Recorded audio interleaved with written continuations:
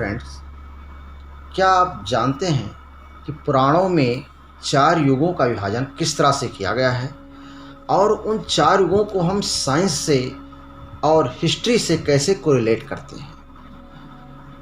जैसे पुराणों में 4 युग बताया गया, सतयुग, त्रेता, द्वापर, कलयुग बताए गए हैं।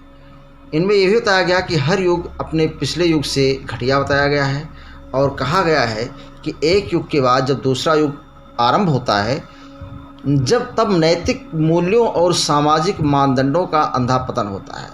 इतिहास में काल, स्थान व विशेष महत्व को स्पष्ट किया गया है। जो सतयुग का टाइम बताया गया 4,32,000 गुणे 4 वर्ष, ये सतयुग है। इसी तरह इसके बाद त्रेता युग आता है 4,32,000 गुणे 3, ये त्रेता युग है। फिर 4,32,000 गुणे 2 द्वापर युग है। फिर 4,32,000 गुणे 1 ये कलयुग है। और 4 युगों को जब मिला दिया गया तो ये एक होता है दिव्य युग होता है। 4 युगों को मिला करके एक दिव्य युग होता है और 71 दिव्य युगों को मिला करके एक मनवंतर होता है। और इसके बाद कल्प होता है ब्रह्मा का दिन, अर्थात 71 दिव्य युगों को मिला करके एक कल्प होता है। ये टोटल ब्रह्मा जी का एक दिन होता है, अर्थात 4 युगों को मिला दिया गया, 4 दिव्य युगों को मिला दिया गया, 71 दिव्य युगों को मिला दिया गया, फिर होता है ये ब्रह्मा जी का दिन। बात आती है सतयुग में। हमारे पुराणों के अनुसार जो हमारे भगवान हैं, जो ईश्वर हैं, जो विष्णु के जो अवतार हैं, वो समय समय पे अलग अलग रूपों में उन्होंने अवतार लिया है। सतयुग में 4 अवतार हुए हैं: मत्स्य अवतार, कूर्म अवतार, वाराह अवतार, नरसिंह अवतार। त्रेता में वामन अवतार, परशुराम अवतार, रामा अवतार। द्वापर में कृष्ण अवतार, बुद्ध अवतार। और कलयुग में कलि का अवतार बताया गया है। जैसे ये माना गया कि विष्णु जी के 10 अवतार, मत्स्य मतलब साइंस के अकॉर्डिंग, साइंस में बताया गया जितने भी जीव हैं उनको जो कैटेगरी डिवाइड की गई, प्रोटोजोआ, पोरीफेरा, सिलेंडेडा, निमोलेडा, एनीलेडा, आर्थ्रोपोडा, मतलब बढ़ते हुए क्रम में एक कोष के जीव से होते हुए ये आर्थ्रोपोडा तक ये पहुंच जाते हैं। उसी तरह हिस्ट्री में प्राइमेट, होमिनाइड, होमिनिड, ऑस्ट्रेलोपिथेकस, होमो इरेक्टस, होमो हैबिलिस, होमो सेपियंसियस। उसी तरह विष्णु के 10 अवतार हैं। पहला अवतार जो मत्स्य अवतार बताया गया है, इसका उल्लेख सप्तम शतपथ ब्राह्मण में मिलता है।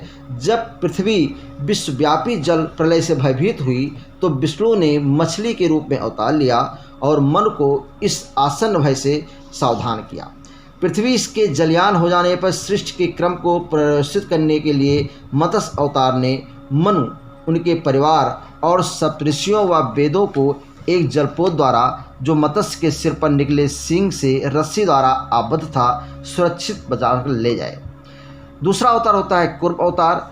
पृथ्वी के जलमग्न होने के कारण पृथ्वी कई अमूल्य वस्तुएं विश्व सिंधु के तल में अर्थात समुद्र के गर्भ में समा गए थे, जिसमें अमृत भी एक था। इन वस्तुओं को प्राप्त करने हेतु देवताओं, सुरों, दानों आदि ने समुद्र मंथन की योजना बनाई। समुद्र मंथन की योजना को कार्यान्वित करने हेतु विष्णु ने एक बृहदाकार अर्थात कछुआ के रूप में अवतार लिया।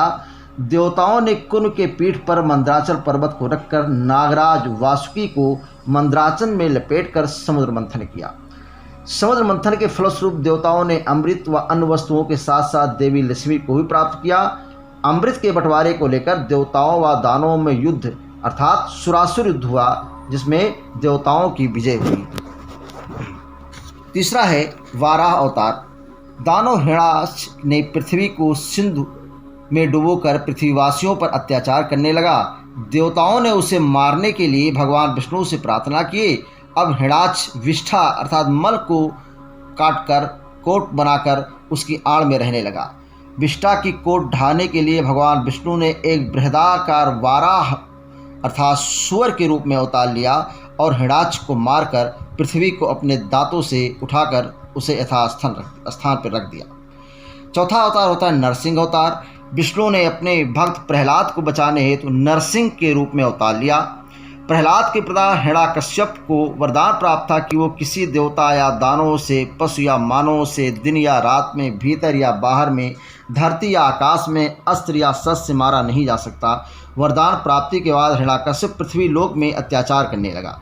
भगवान विष्णु नरसिंह अर्थात नर का शरीर और सिंह का मुख धारण करके प्रकट हो गए। उन्होंने संध्या समय में अपनी जांघों पर हिरण्यकश्यप के शरीर को रखकर अपने नाखूनों से फाड़कर वध कर दिया। पांचवा अवतार होता है वामन अवतार। राक्षस राज बलि ने संसार पर आधिपत्य कर लिया और अत्यधिक तप दान के सहारे उसके अलौकिक शक्ति को ऐसी वृद्धि हुई कि उसे देवताओं तक को पीड़ित करना शुरू कर दिया। जब देवताओं ने अपनी रक्षा के लिए प्रार्थना की तब विष्णु ने वामन के रूप में अवतार लिया और बल के सम्मुख प्रकट होकर उसे तीन पग भूमि को देने की याचना की। यदि बलि द्वारा दान की याचना स्वीकारने पर वामन अर्थात बौना ने अपना विशाल रूप धारण कर पहले पग में पृथ्वी, दूसरे पग में आकाश और तीसरे पग में महाबली के पूरे शरीर को मापकर उसे पाताल लोक भेज दिया। विष्णु तीन पग की चर्चा तो ऋग्वेद में भी मिलती है। परशुराम अवतार होता है। इसके बाद विष्णु में मानव रूप में जमदग्नि नामक ब्राह्मण के पुत्र परशुराम के रूप में अवतार लिए। वह पराक्रमी किंतु क्रोधी थे। परशुराम ने कर्तव्यवीर नामक क्षत्रिय राजा की हत्या इसलिए कर दी कि उसने जमदग्नि से कामधेनु गाय बलात् छीन लिया था एवं उसके आश्रम को नष्ट कर दिया था। प्रत्युत्तर में कीर्तिवीर के पुत्रों ने जमदग्नि की हत्या कर दी। तभी से परशुराम ने पृथ्वी को क्षत्रिय विहीन करने की प्रतिज्ञा की और 21 बार कार्तवीर्य के वंशजों को परास्त किया। सातवां अवतार है रामावतार। श्रीलंका के राजा रावण के अत्याचारों से मानव जात को बचाने के लिए विष्णु ने अयोध्या के राजा दशरथ के पुत्र राम के रूप में अवतार लिया।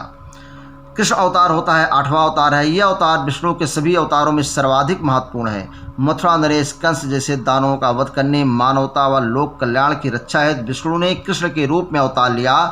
एक बहेली द्वारा चलाए गए बाण पैर के तलुए में लगने के कारण उनकी मृत्यु हो गई या उनका अंत हो गया।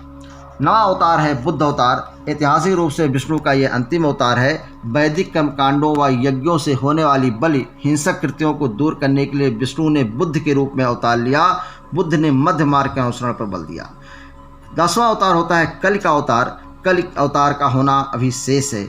कलयुग के अंतिम चरण में विष्णु मानव रूप में श्वेत अश्व पर सवार प्रज्वलित खड्ग हाथ में लिए अवतार लेंगे और कलयुग का अंत कर नए युग की स्थापना करेंगे।